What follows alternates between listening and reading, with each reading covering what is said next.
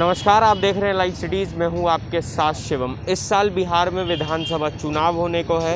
इसको लेकर एनडीए और महागठबंधन में लगातार घमासान मचा हुआ है सीट शेयरिंग को लेकर। जब इस पर हमने जेडीयू के प्रवक्ता राजीव रंजन से बात की तो उनका साफ तौर पे कहना है कि एनडीए में सीट बंटवारे को लेकर कोई भी दिक्कत नहीं है। और वहीं जब दूसरी ओर उन्होंने साफ तौर पे कहा कि महागठबंधन में लगातार जो सीट की शेयरिंग को बात है वो खींचातान लगातार जारी है। जब इस पर हमने राजद के प्रवक्ता मृत्युंजय तिवारी से बात की तो उनका साफ तौर पे कहना है कि ऐसा कुछ नहीं है और हमारे महागठबंधन के नेता तेजस्वी यादव ही होंगे और उनके नेतृत्व में ही इस बिहार में सरकार बनेगी। दोनों का क्या कुछ कहना है, पहले आप वो सुने।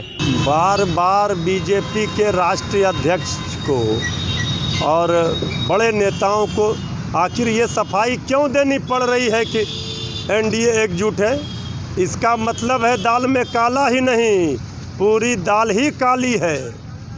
जिस तरह से एलजेपी एनडीए के सहयोगी दल चिराग पासवान जी अपना लौ बढ़ाकर एनडीए में आग लगाए हुए हैं, उस पर क्यों नहीं जेपी नड्डा जी कुछ बोल रहे हैं? इसका मतलब है कि बीजेपी चिराग पासवान जी के कंधे पर हाथ रख करके जेडीयू को दबाव बनाना चाहती है जेडीयू पर, और जेडीयू चिराग पासवान जी के लौ को बुझाना चाहती है। एनडीए में सिर्फ फुटबॉल है, कौन कितने सीटों पर लड़ेगा, सत्ता के लिए बेचैनी है।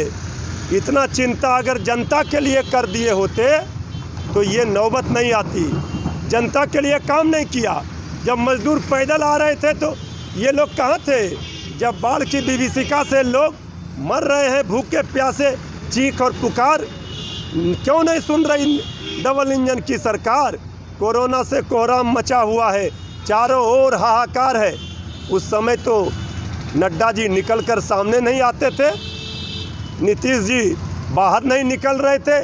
125-40 दिनों तक सरकार सोई हुई थी, जनता मर रही थी बिहार की। अब जनता की बारी है, इस डबल इंजन की सरकार को सब दिन के लिए सुला देगी। नहीं, उनका कहना है साफ साफ कि हमारे यहाँ सीट शेयरिंग का मुद्दा भी सुलझ गया।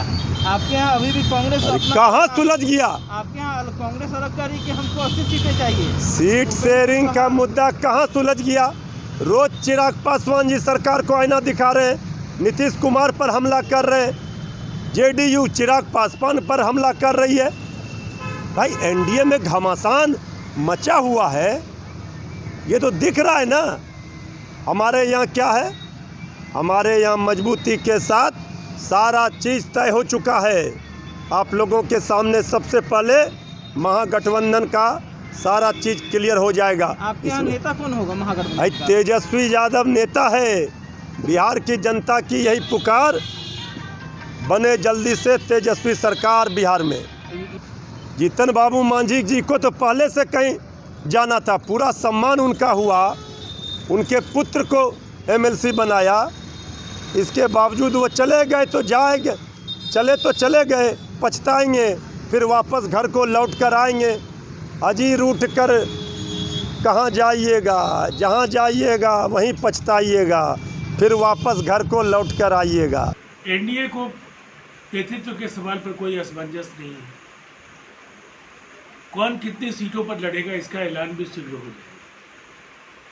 नीतीश कुमार जी के नेतृत्व में एनडीए एक बड़ी जीत की ओर बढ़ रही है। दूसरी तरफ महागठबंधन के नेताओं के बीच अभी तालमेल को लेकर जिस तरह के अलग अलग बयान आए हैं, उससे बिल्कुल साफ है कि अभी तक चुनाव की तैयारी को लेकर के वो गंभीर नहीं है।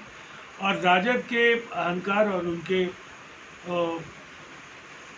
दिशाहीनता की वजह से कहीं ना कहीं अन्य जो साथी दल हैं उनका भरोसा आरजेडी और तेजस्वी यादव के साथ जुड़ता नहीं दिख रहा है। और यही अगर रफ्तार बरकरार रहा तो आखिरी समय तक महागठबंधन के अंदर जो अनिश्चय और अनिर्णय का वातावरण है, उसका नुकसान चुनाव में उन्हें एक बड़ी पराजय के तौर पर भोगना पड़ सकता है। तो आपने सुना जेडीयू के प्रवक्ता का साफ तौर पे कहना था कि एनडीए में सीट शेयरिंग फार्मूले को लेकर कोई दिक्कत नहीं है और जल्द ही जो सीट फार्मूले का सीट शेयरिंग का फार्मूला है वो जल्दी ही आप लोगों के बीच में आ जाएगा। वहीं दूसरी तरफ जब हमने राजद के प्रवक्ता मृत्युंजय तिवारी से बात की तो उनका भी ये साफ तौर पे कहना है कि एनडीए में घमासान मचा हुआ है, पर महागठबंधन में ऐसी कोई दिक्कत नहीं है। एनडीए में लगातार जिस तरह से उनके घटक दल लोजपा हैं, उनके राष्ट्रीय अध्यक्ष चिराग पासवान लगातार यह कह रहे हैं कि वो बिहार सरकार पर सवाल भी उठा रहे हैं। बहरहाल आप बने रहे हमारे साथ। अगर आपने हमारे चैनल को सब्सक्राइब नहीं किया है तो जल्द से जल्द सब्सक्राइब कर ले। धन्यवाद।